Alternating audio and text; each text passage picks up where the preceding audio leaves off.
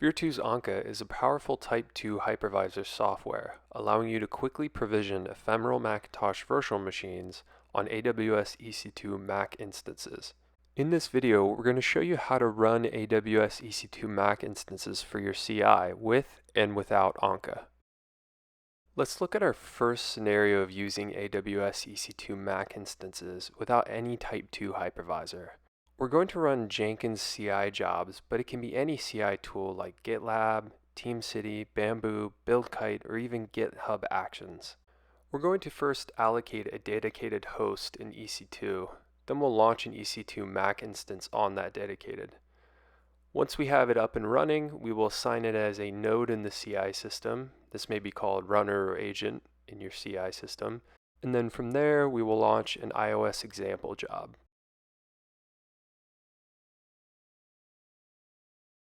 Let's create a Mac 2 M2 Pro dedicated host in AWS. There we go. And it's a Mac 2 M2 Pro and it's ready for use.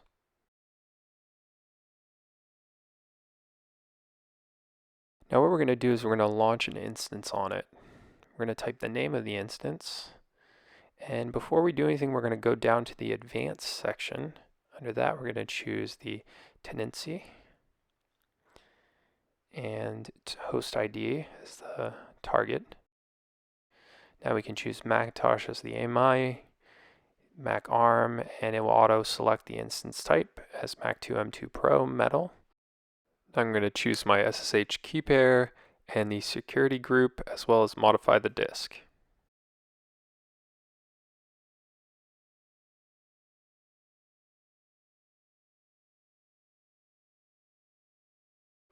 Great, so now I've launched VNC for the instance, and I'm going to open the activity monitor. You can see here it's an M2 Pro. And let's kick off a couple of the jobs we have for our iOS project.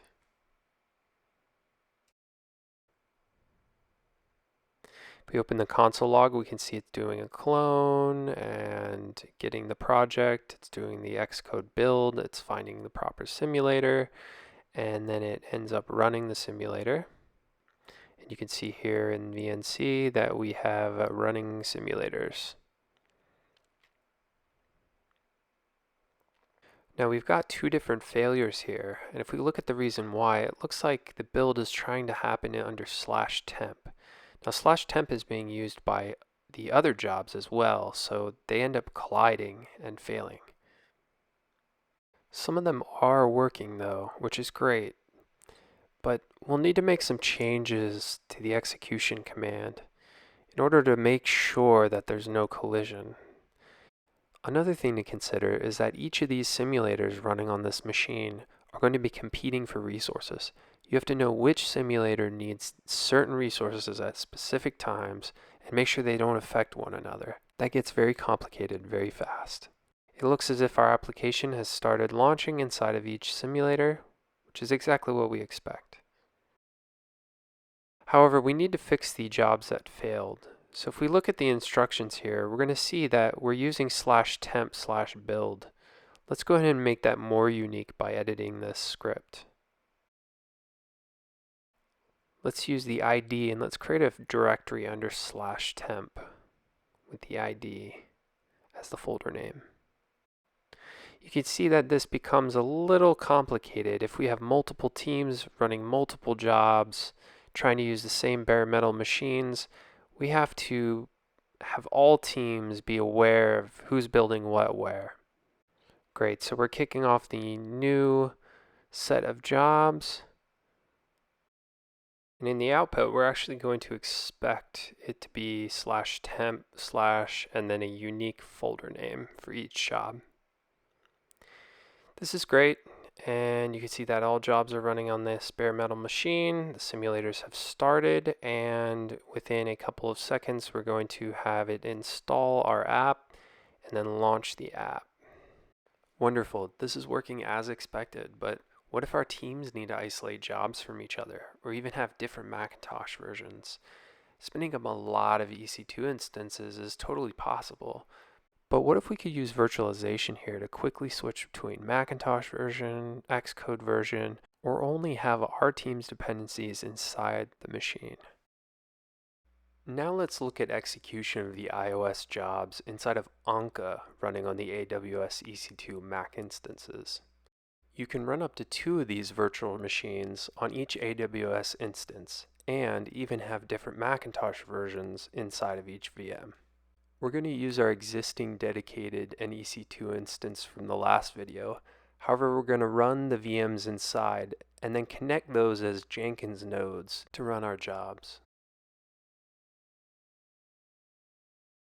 Let's try to SSH in.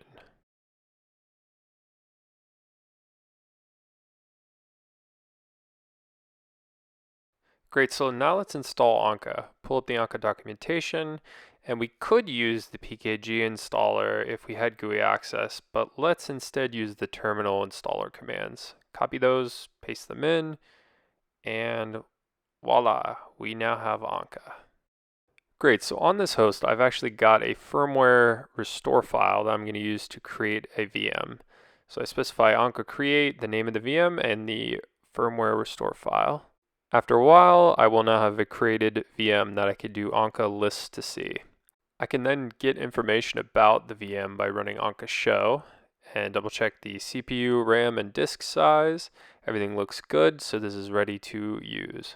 So now I'm going to create a second VM with a different Macintosh version. Pretty much the same process. And then with Anka list, I'm going to confirm that both are there.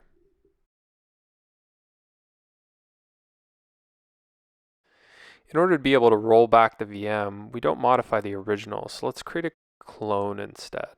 And then we're going to start both VMs and make sure they're running. There we go, 2 running VMs, and the original's stopped. Now I'm going to VNC into this VM, so I need to get the IP address and the forwarded port. This is because I'm going to VNC into the host IP at the forwarded port. So I'll grab the IP from the AWS console and then the forwarded port. And then it'll ask me for the credentials. I'll put those in and I am inside of the VM. This is now a fully functional Macintosh VM. Once I've verified that the VM is ready to go, I will then VNC into the second VM and pull them up side by side so you can see that I have these 2 independent VMs ready for use.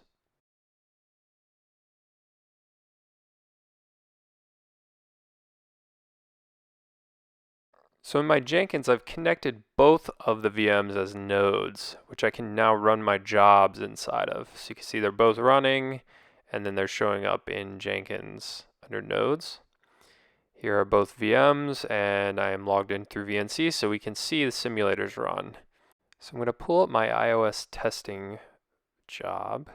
In the execute shell step here, we can see that I clone a project, I then start a simulator, and I install the app and then launch it. Now in the job log, you can see that it is working. It's doing a git clone, and then it's running the build.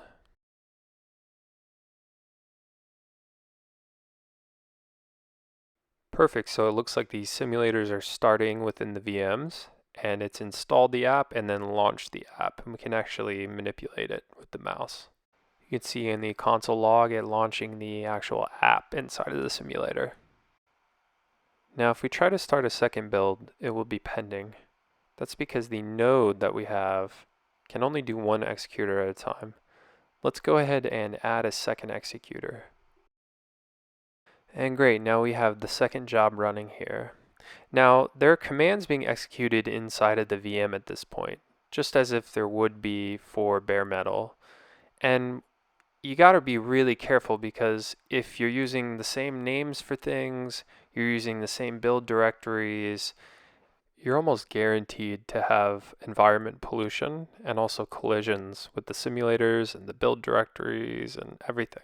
In this example, both jobs are actually targeting the same simulator name.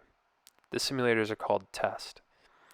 So even though it's launched a second simulator, it's going to install the app inside of the first simulator while the previously started app is actually still started.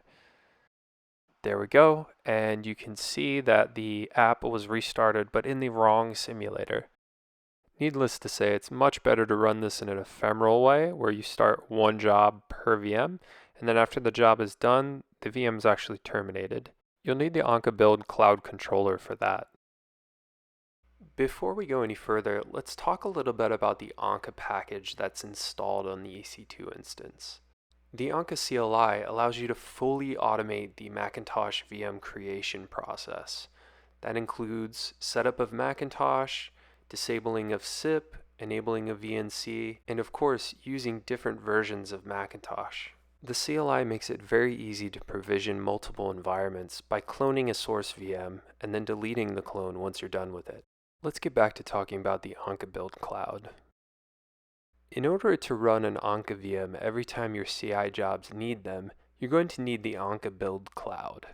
There are three key components to Anka Build. First, the Anka Build controller. The controller is the orchestrator managing the requests for VMs. The second is the Anka Macintosh application. This you install in your AWS EC2 Mac instances, and it's responsible for running the VMs. It also handles communication with the controller. The final component is the Anka registry. This is similar in concept to a container registry, but is purpose-built to store Anka VMs and their versions. However, it's important to note that the controller and registry run on Linux and not Macintosh. They can run on your EC2 Linux instances using Docker or even with Kubernetes. Finally, the Anka Build Cloud enables advanced enterprise features such as SSO, permissions management, and more. Let's show you an example now of running the Anka Build Cloud.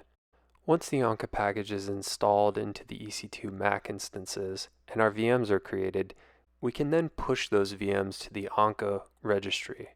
This makes them VM templates we can pull to other nodes also connected to the controller. We're going to use an Anka CI plugin in order to integrate with the controller. The CI jobs will then make a request to the controller for a VM. An Anka node with available capacity will then pick up the start VM task, start the VM, and report back to the controller. The original CI job will now notice that the controller says the VM is running, get the information about the VM, log in, and execute the job commands. Once the CI job is finished, it sends a request for terminating the VM to the controller. Let me show you a real-world example. Here we have an AWS EC2 Linux instance running the Anka Build Cloud controller and registry inside of Docker. Alongside of it, we have a Mac 2 Pro EC2 instance as well. Here's the Anka Build Cloud controller dashboard, and there are currently no active nodes, no running instances, and no capacity. We'll worry about that later. Under the templates section, we currently have nothing as well. If we go to the M2 Pro, we can see that under Anka list, we have several VMs available to push to the registry. Here we're going to specify the Anka registry command. The Anka registry command has the IP address of the registry, the name of the VM, as well as a tag name to give it. We recommend the tag name is clear to indicate what the actual VM contains. This is a vanilla Macintosh installation. Let's go ahead and now push the VM as a template to the registry. Here you can see that it was pushed, and we can now see it under the templates page in the controller. If we run Anka list one more time, we can see that the VM now has a tag. And if we're changing the VM, we can always revert back to the state that the VM was in when we created the tag. Great, so now let's push our other two VMs here as templates and make sure they show up in the registry. These templates are going to have Xcode and Java built into them.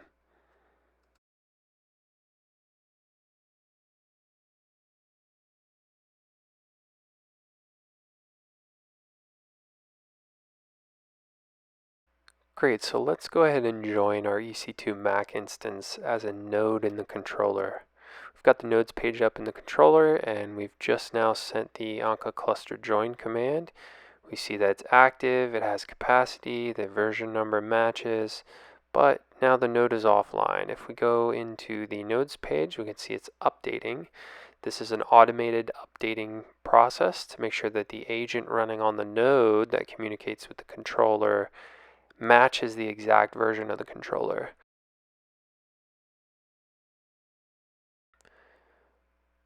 Alright, so we're going to now start a new instance on the node that we just joined. You can see that the node already has one of the templates, and if we create the instance in the controller, it will go from scheduling to started almost instantaneously. This is because it has all the data on the node that it needs. It doesn't need to download anything. Let's go into the node and just double check that the instance is now running. Yep, you can see it running there. And now let's go back and start a second VM instance. And let's use the different Macintosh version template that we have. Now this is going to go from scheduling to pulling. And the pulling may take a while depending on how large the VM template is and also how fast the network is.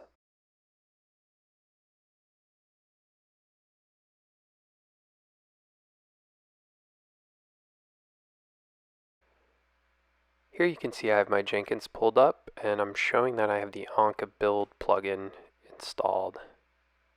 The plugin creates a cloud configuration page.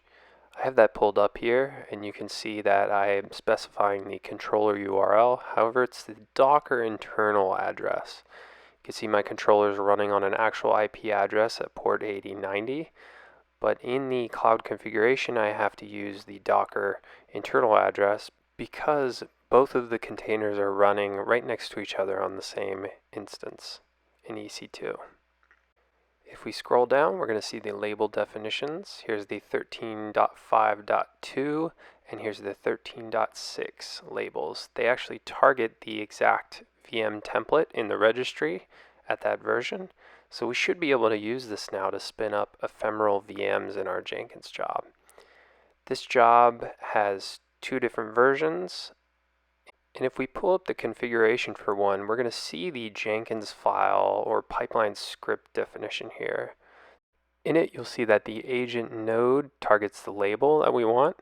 And then there are the commands to clone, build, start the simulator, install our application, and then launch the simulator. Now let's go ahead and kick off both of the jobs we have and see what happens. In the console output, you're going to see that the node is offline. That's actually because it's still starting. So in the controller, you can see the instances have actually already started for the job, which is great. That's what we want to see. And if we try to VNC into those VMs, we can see that the VMs are running, and we should now be able to wait for the simulators to start. Now the console log is showing that it's connected to the Jenkins node and it's running the commands we want in the VM. And let's go ahead and kick off more jobs now so that we can show the scheduling process in the controller. You can actually see now that we have another VM instance here that is scheduling. It's scheduling because we only have a capacity of 2 because we have one node. If we wanted to be able to run more, we would need to add more nodes to the controller. Great, there we go. The simulator has now started and it's launched our app. And now the second VM simulator has started and it's in a completely isolated environment from the first.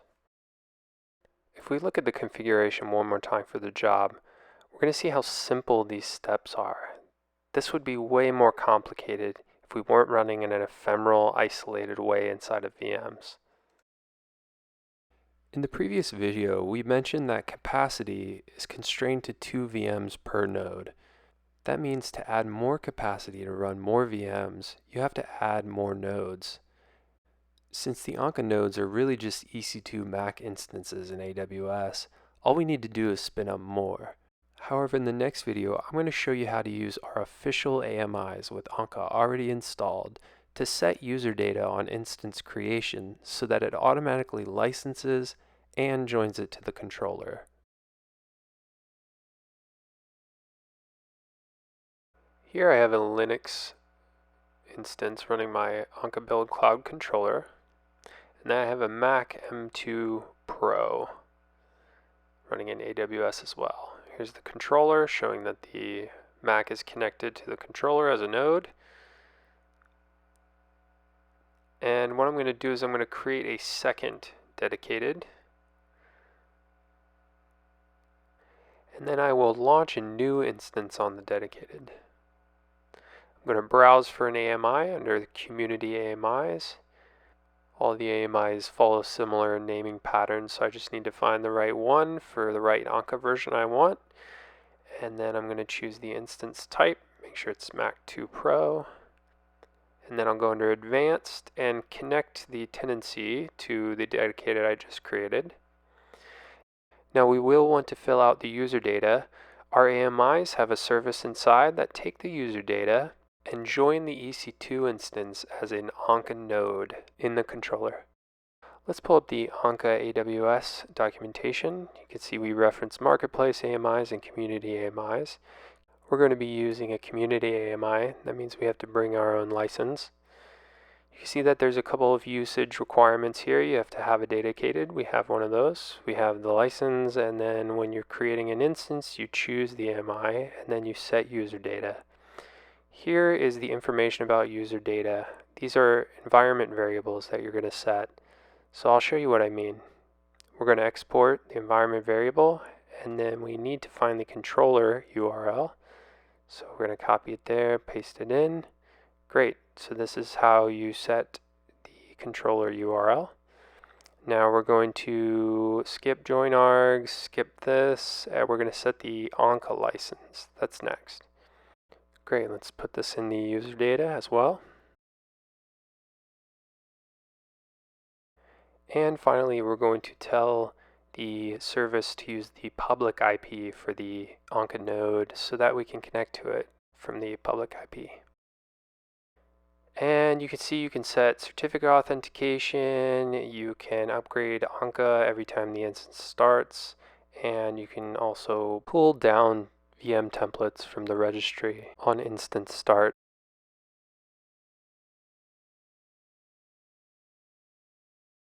And here we go, we have our Mac 2.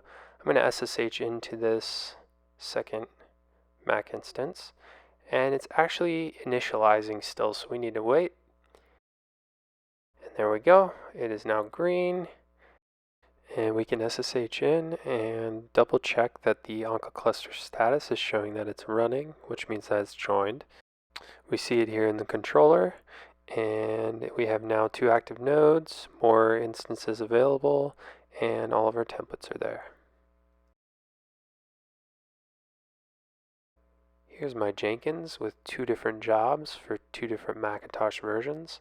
I'm going to kick off builds for those, and I'm going to actually kick off 2 extra so we get 4 total. If we go to the controller, we can see that we now are starting to get running instances from those jobs. That's a really good sign. Let's go under instances, and we can see that 2 are started and 2 are scheduling. Now we can see that those 2 that we're scheduling are now pulling or downloading to the node from the registry, so we'll need to wait for those to finish. Now they have finished downloading, and we can see all of the instances are started on the 2 different nodes. You see that there's capacity and running instances, 4 total, no available. You can see some stats here on the dashboard. Let's go back to the jobs, open up the job, and you can see it's doing the build. So let's go ahead and log into VNC. You'll actually see in VNC the running app. This is completely isolated from the other VMs running on the host. And here's the Anka list output and the running processes as well, showing that the virtualization is using resources. Here are some examples of how users are deploying the Anka Type 2 hypervisor on their AWS EC2 Mac instances. The Anka software is available through community or marketplace AMIs with both hourly on-demand and annual prepay. We can also create a private offer for your organization.